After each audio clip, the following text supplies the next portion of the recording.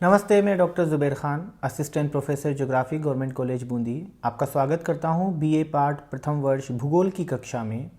इस कक्षा में हम भूगोल के द्वितीय प्रश्न पत्र पर्यावरण भूगोल का अध्ययन करते हैं। पृथ्वी की जलवायु में नाटकीय परिवर्तन से कुछ क्षेत्र वर्तमान की तुलना में अधिक आर्द्र व नम हो जाएंगे।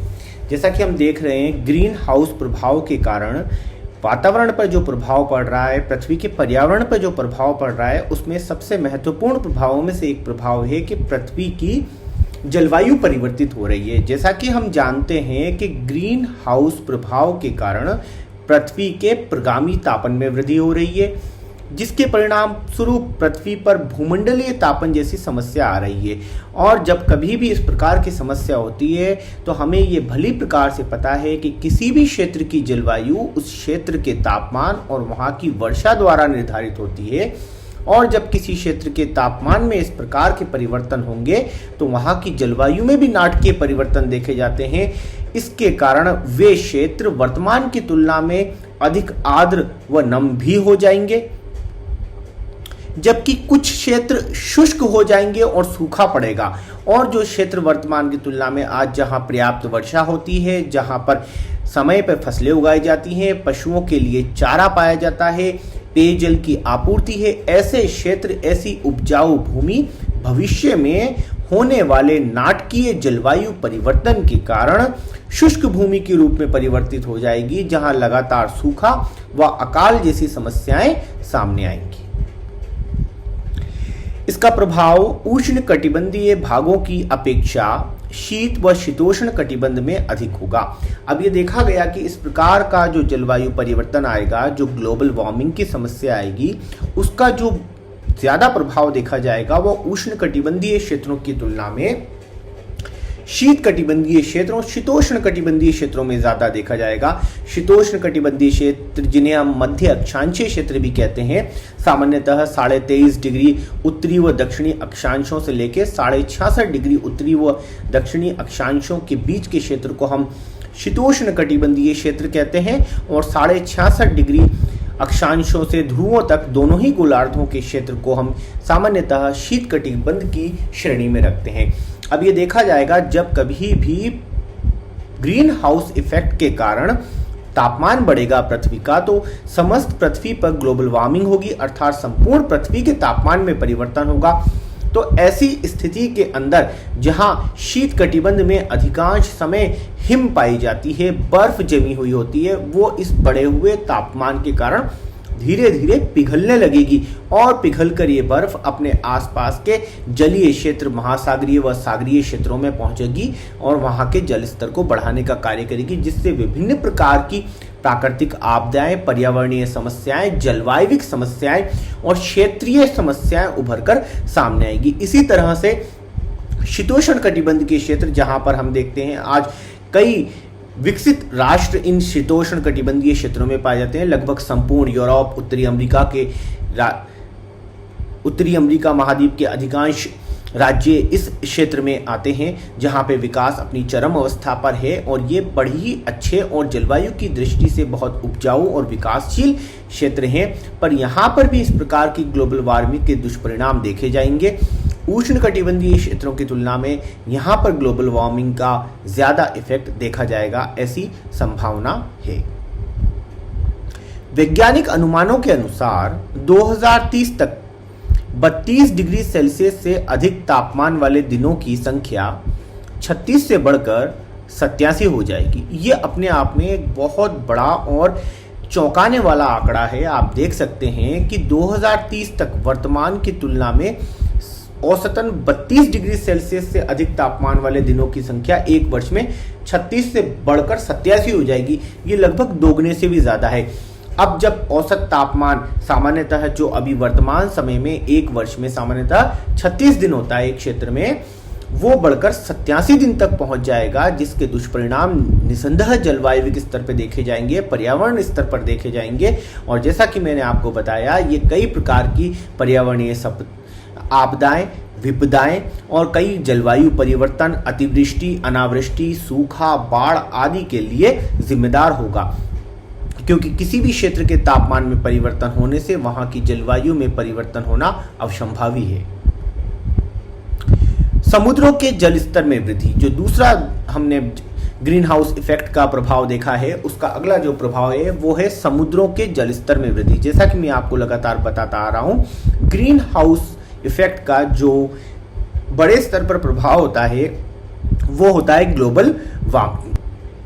और ग्लोबल वार्मिंग के कारण संपूर्ण पृथ्वी के तापमान में वृद्धि हो जाती है, और जब ये वृद्धि होती है तो हम ये जानते हैं कि पृथ्वी के ऊपर अलग अलग क्षेत्रों में अलग अलग तापमान पाए जाते हैं, वहीं से और उसी से वहां का पर्यावरण निर्धारित होता है, उसकी जलवायु निर्धारित होती है। जब तापमान में परिवर्तन आता है तो जलवायु में परिवर्तन आता है, जलवायु में परिवर्तन आता है तो क्षेत्र विशेष के पर्यावरण में परिवर्तन देखा जाता है, और इस परिवर्तन के दौरान विभिन्न प्रकार की समस्याएं देखी जाती हैं। समुद्र जल स्तर में वृद्धि, इसके लिए विश्व के औसत तापमान में वृद्धि के कारण ध्रुवीय क्षेत्रों तथा पर्वतीय हिमशिखरों की बर्फ पिघलने से समुद्रों का जल स्तर ऊपर उठेगा। अब देखिए वही बात सामने आ गई, ग्लोबल वार्मिंग के कारण जब पृथ्वी का औसत तापमान बढ़ेगा तो जो बर्फ ध्रुवीय क्षेत्रों में जमी है और पर्वतीय हिमशिखरों पर जमी है, जैसे हिमालय पे जमी है, आल्प्स पर जमी है, एंडीज पर जमी है, विश्व की अन्य कई पर्वत शिखरों पर बर्फ जमी है, वो धीरे धीरे पिघलकर अपने आसपास के समुद्र तक पहुंच जाएगी। यदि पृथ्वी के तापमान में 1 डिग्री सेल्सियस की वृद्धि होती है तो बर्फ पिघलने से समुद्र की सतह 60 सेंटीमीटर ऊपर उठ जाती है। अब आप देखिए, पृथ्वी के तापमान में मात्र 1 डिग्री सेल्सियस की वृद्धि होने से समुद्र की सतह 60 सेंटीमीटर, आधा मीटर से भी 10 सेंटीमीटर अधिक ऊंची उठ जाती है। तो आप कल्पना कर सकते हैं कि अपने आप में कितनी बड़ी बढ़ोतरी है। इससे विश्व के अधिकांश महानगर जो आज समुद्र तटीय किनारों पर बसे हैं, भारत का जैसे मुंबई नगर को देख सकते हैं हम, भारत की एक आर्थिक राजधानी है, ये भी समुद्र तटीय क्षेत्र में है, चेन्नई है, इस प्रकार के बड़े बड़े नगर कभी भी जलमग्न हो सकते हैं। और वर्तमान समय में जो हमारा पड़ोसी राष्ट्र है मालदीव, इस समस्या से जूझ रहा है। वैज्ञानिक अनुमानों के अनुसार 2050 तक पृथ्वी के तापमान में 1.5 डिग्री सेल्सियस से 4.5 डिग्री सेल्सियस तक की वृद्धि हो सकती है। अब आप देखिए, ग्लोबल वार्मिंग की वर्तमान स्थिति को देखते हुए जिस दर से ग्लोबल वार्मिंग बढ़ रही है ग्रीन हाउस प्रभाव के कारण, उससे एक अनुमान लगाया गया कि 2050 तक पृथ्वी के तापमान में 1.5 डिग्री सेल्सियस से लेकर 4.5 डिग्री सेल्सियस तक की वृद्धि हो सकती है। वर्तमान में पृथ्वी का औसत तापमान 15 डिग्री सेल्सियस है, और जैसा कि अभी हमने पिछली स्लाइड में पढ़ा था कि पृथ्वी के औसत तापमान में 1 डिग्री सेल्सियस की वृद्धि होने से समुद्री जल स्तर लगभग 60 सेंटीमीटर ऊपर उठ जाता है। तो आप देख लीजिए कि 1.5 डिग्री सेल्सियस की ये न्यूनतम वृद्धि है 2050 तक।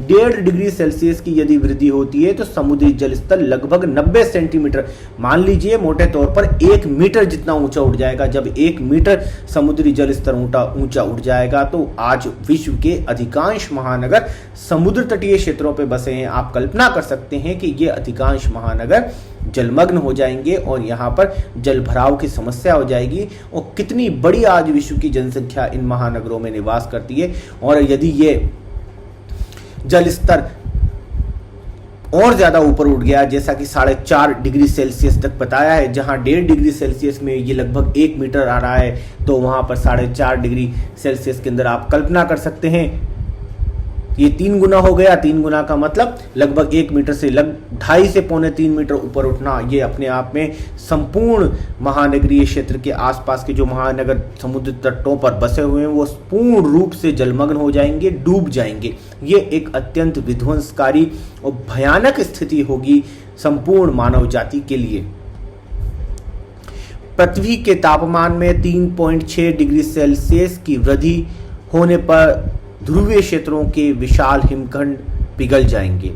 समुद्री जल स्तर में 1.5 मीटर तक की वृद्धि हो जाएगी। अब आप देखिए सामने ये आंकड़ा निकल के आया है। यदि पृथ्वी के तापमान में 3.6 डिग्री सेल्सियस की वृद्धि हो जाती है तो ध्रुवीय क्षेत्रों में जो विशाल हिमखंड है वो पिघल जाएंगे और समुद्री जल स्तर में 1.5 मीटर तक की वृद्धि हो जाएगी। 1.5 मीटर अपने आप में एक बहुत बड़ा आंकड़ा है, जिससे बहुत ही विध्वंसकारी घटनाएं सामने आएंगी। पृथ्वी के अधिकांश क्षेत्र समुद्र में जलमग्न हो जाएंगे और ये स्थिति अत्यंत विध्वंसकारी और खतरनाक होगी। इसकी कल्पना करना भी हमारे लिए अभी संभव नहीं है। समुद्री जलस्तर में वृद्धि से अनेक समुद्र तटीय भाग जलमग्न हो जाएंगे, जो कि सघन जनसंख्या के क्षेत्र हैं। जैसा कि मैंने आपको बताया कि जनसंख्या का बसाव और विकास उन क्षेत्रों में होता है जहां पर जल की आपूर्ति होती है, क्योंकि जलापूर्ति होने पर ही औद्योगिक विकास होता है। जहां औद्योगिक विकास होता है वहीं पर जनसंख्या रोजगार के लिए अपना जमाव करती है। तो विश्व के अधिकांश महानगर, बड़े बड़े नगर समुद्र तटीय क्षेत्रों के आसपास पाए जाते हैं, क्योंकि समुद्र तटीय क्षेत्र व्यापार करने के लिए जलमार्गों की सुविधा भी प्रदान करते हैं। तो ऐसे क्षेत्रों के अंदर व्यापारिक नगरों के रूप में, किसी भी देश की आर्थिक राजधानी के रूप में वहां पर कई बड़े बड़े नगर विकसित हुए हैं। जैसे कि भारत की आर्थिक राजधानी कहा जाने वाला मुंबई नगर भी समुद्र तट पर ही स्थित है। विश्व के अधिकांश बड़े नगर समुद्र तटीय क्षेत्रों में पाए जाते हैं। यदि समुद्र तटीय क्षेत्रों के अंदर इस प्रकार से समुद्री जल का स्तर ऊंचा उठा तो इन सभी महानगरों के जलमग्न होने का खतरा बना रहता है। सर्वाधिक खतरा प्रशांत महासागर, हिंद महासागर तथा कैरेबियन सागर के अनेक द्वीपों के समुद्र में डूब जाने का है। अब ये देखा जाता है प्रशांत महासागर में बहुत सारे द्वीप पाए जाते हैं। हिंद महासागर, कैरेबियन सागर जो कि उत्तरी अमेरिका के पास में है, कैरेबियन सागर के अंदर भी अनेक द्वीप पाए जाते हैं। वेस्ट इंडीज के, जिसको हम कहते हैं वेस्ट इंडीज जो है पश्चिमी द्वीप समूह का क्षेत्र, वो भी कैरेबियन सागर के द्वीपों से ही मिलकर बना हुआ है।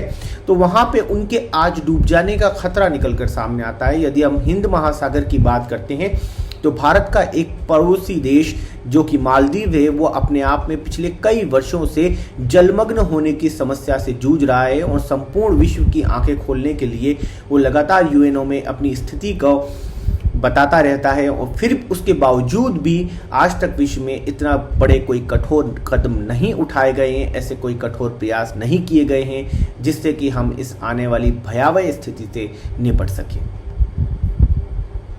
समुद्री जलस्तर में वृद्धि होने पर बोस्टन से लेकर मुंबई तक सैकड़ों समुद्र तटीय नगर जल समाधि ले लेंगे। देखिए, ये एक आंकड़ा निकलकर सामने आया। बोस्टन यूएसए का एक बहुत बड़ा औद्योगिक नगर है। तो यूएसए के बोस्टन नगर से लेकर के मुंबई तक के बड़े बड़े नगर समुद्र जल में डूब जाएंगे, जो कि हमारे लिए बहुत ही खतरनाक और भयावह स्थिति होगी, क्योंकि देश की अधिकांश जनसंख्या, एक बहुत बड़ी जनसंख्या इस प्रकार के नगरों में निवास करती है। समुद्रों के जलस्तर में वृद्धि से सर्वाधिक चिंतित देशों में एक मालदीव के राष्ट्रपति अब्दुल गयूम के शब्दों में, समुद्र तल में बढ़ोतरी कोई फैशनेबल वैज्ञानिक परिकल्पना नहीं है, अपितु यह एक तथ्य है। इन्होंने राष्ट्रपति जो कि अब्दुल गयूम मालदीव के राष्ट्रपति हैं, उन्होंने ये बात संपूर्ण राष्ट्र के समक्ष कही और अपने भाषण में ये बात कही, समुद्री तल में बढ़ोतरी कोई फैशनेबल वैज्ञानिक परिकल्पना नहीं है, अपितु ये तथ्य है। क्योंकि जैसा कि मैं आपको बताता आ रहा हूँ, भारत का ये पड़ोसी राष्ट्र जो कि छोटे छोटे द्वीपों से मिलकर बना है, आज जलमग्न होने की कगार पर है। इसके कई द्वीप जलमग्न हो चुके हैं। यहाँ पर ये सबसे बड़ी समस्या के रूप में उभर कर सामने आ रहा है। संपूर्ण विश्व की आंखें खोलने के लिए आज मालदीव इस सबके सामने अपनी इस समस्या को उजागर कर रहा है। उसके बावजूद भी अधिकांश देश, यूनाइटेड नेशन, इसके ऊपर एक कठोर और सख्त कदम नहीं उठा पा रहे, क्योंकि सिर्फ ये संगठन ही इसके लिए जिम्मेदार नहीं होते, अपितु एक जनमानस के लिए को भी इसके लिए अपनी जिम्मेदारी समझनी होगी। तभी हम इस प्रकार की पर्यावरणीय समस्याओं से जूझकर उन्हें खत्म कर पाएंगे। मालदीव के 200 निर्जन द्वीपों में से 1/3 इस खतरे की चपेट में आ चुके हैं। अब देखते हैं कि मालदीव के 200 निर्जन द्वीप, ये निर्जन हैं, यहाँ पे कोई जनसंख्या निवास नहीं कर रही है। ये एक लाभकारी चीज़ है कि अभी तक कोई जनसंख्या या जन आबादी वाला द्वीप समुद्र कि जलमग्न होने की चपेट में नहीं आया है, फिर भी मालदीव के इन 200 निर्जन द्वीपों में से लगभग 1/3 द्वीप इस खतरे की चपेट में आ चुके हैं, जो कि या तो जलमग्न हो चुके हैं या जलमग्न होने की कगार पर पहुंच चुके हैं।